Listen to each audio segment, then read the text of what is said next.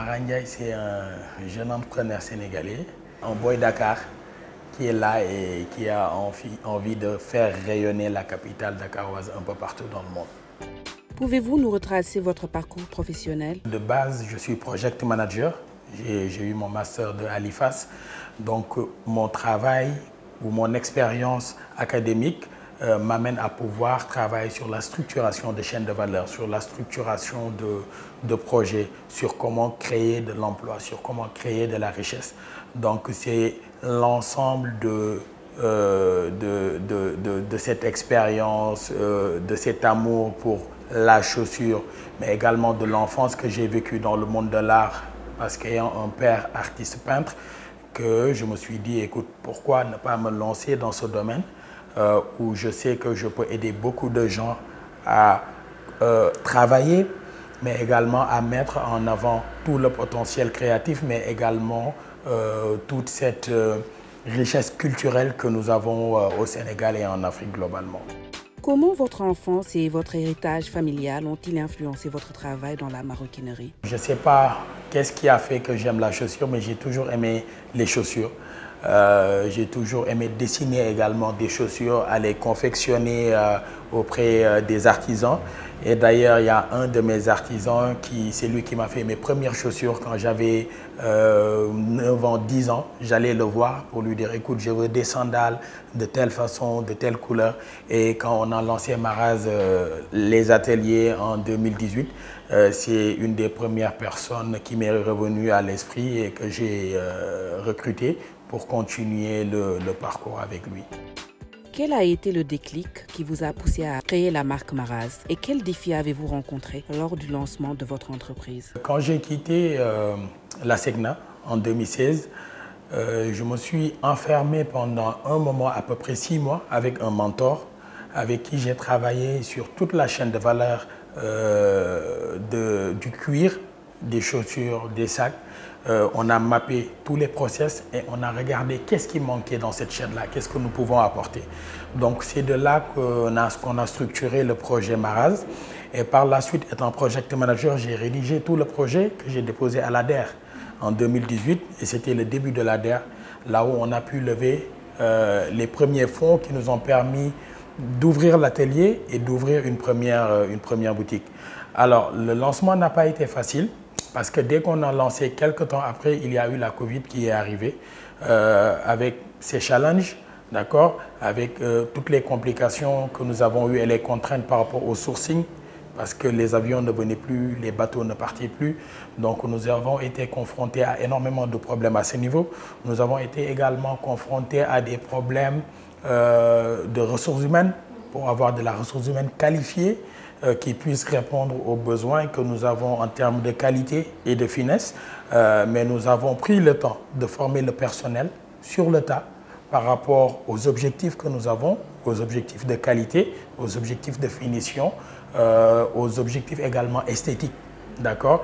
Mais au-delà de ça, nous avons continué le travail en nous faisant accompagner également par d'autres expertises, d'autres spécialistes dans plusieurs domaines, dans les finances, dans le marketing, dans le design, d'accord. Et c'est de là que Maraz a pris forme.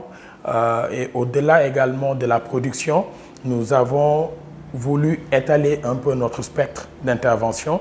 Nous avons produit pour d'autres marques en Afrique et en Europe.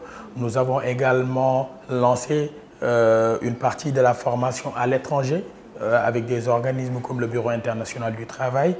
Et tout cela, c'était pour avoir une vision 360 degrés de notre secteur, pouvoir mieux le comprendre, mieux adresser les besoins du marché, mais surtout mieux répondre aux besoins et aux attentes de la clientèle. Quelles sont les valeurs fondamentales que Maraz cherche à véhiculer à travers ses créations et son entreprise? C'est d'abord des valeurs de partage, des valeurs de travail, de l'amour du travail et du travail bien fait, mais également des valeurs de préservation de notre patrimoine culturel. Pourquoi je dis ça? Parce qu'aujourd'hui, l'Afrique est le continent qui regorge de plus d'histoire, de plus de culture.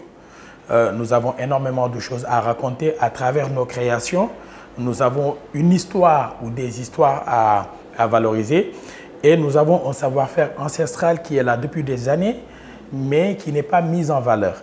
Donc aujourd'hui, au cœur de Maraz, nous voulons remettre tout ça à jour. Nous voulons participer à l'éducation même de la clientèle, d'accord, sur la valeur du fait main, sur la valeur de l'histoire et de la culture, mais également le travail bien fait. Aujourd'hui, nous devons arriver à un niveau où les produits que nous faisons peuvent être comparés de façon claire par rapport aux produits des Occidentaux. Et c'est là où se trouve un peu le challenge de Maraz et c'est pourquoi nous voulons mettre toutes ces bonnes pratiques-là et toute cette culture d'entreprise en avant pour pouvoir atteindre nos objectifs et notre vision qui est celle d'être une marque de référence de la maroquinerie en Afrique. En ce qui concerne vos perspectives d'avenir, quels sont vos projets à venir pour l'expansion de la marque Maraz? Alors, les perspectives de la marque, d'une part, c'est l'industrialisation. Nous tendons vers l'industrialisation, mais cela ne veut pas dire que nous allons nous détacher de l'artisanat. Cet aspect artisanal sera maintenu, mais nous allons pouvoir plus dupliquer nos produits grâce à la nouvelle technologie. Nous allons également développer beaucoup plus de boutiques de Maraz un peu partout en Afrique. Et l'idée également, c'est d'aller beaucoup plus en Europe et aux États-Unis, pénétrer ces marchés pour que le Made in Sénégal puisse rayonner partout dans le monde. Et enfin, étendre la formation partout au Sénégal, pour les jeunes, mais surtout pour les femmes. Pourquoi je dis pour les femmes? Parce que partout dans le monde, ce secteur de la maroquinerie, au niveau de la chaîne de production, les femmes sont présentes. Au niveau de la couture, au niveau de la finition, au niveau de l'assemblage. Parce qu'elles sont beaucoup plus méticuleuses.